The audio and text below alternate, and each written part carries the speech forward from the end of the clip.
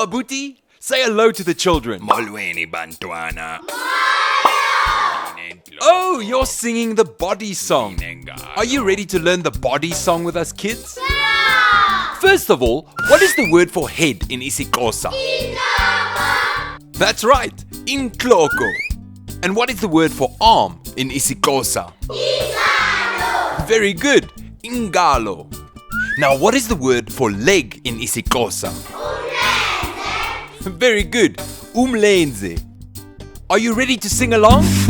Ndinentloko, ingalo, Ndinomlenze. Okay, stop for a second. Let me explain. Ndina means I have. But in isiXhosa, we put these words together. So Ndina plus intloko becomes Ndinentloko because A plus I is E, Ndinentloko. And Ndina plus umlenze becomes Ndinomlenze because A plus U is O, Ndinomlenze. Now, what is the word for hand in isiXhosa? Isandla. That's right, isandla. And what is the word for shoulder in isiXhosa? That's right, ingxalaba. Now, what is the word for foot in isiXhosa? Unyawo. Very good, unyawo. Are you ready to sing along? Isandla, ingxalaba, unyawo. Can you tell me what the word is for eye in isiXhosa? Ilihlo. That's right, ilihlo.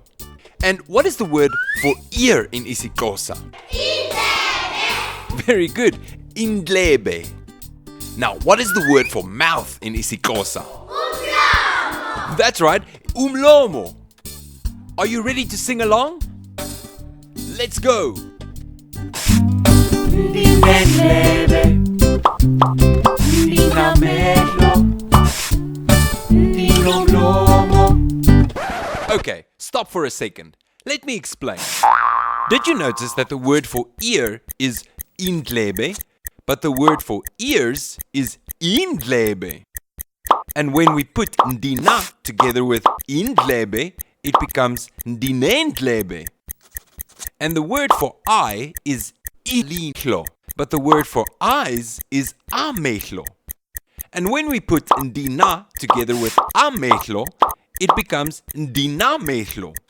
You see how easy it is? And now you know the body song. Goodbye, Abuti. Goodbye, kids. See you next time. Isale kakuhle. Ua.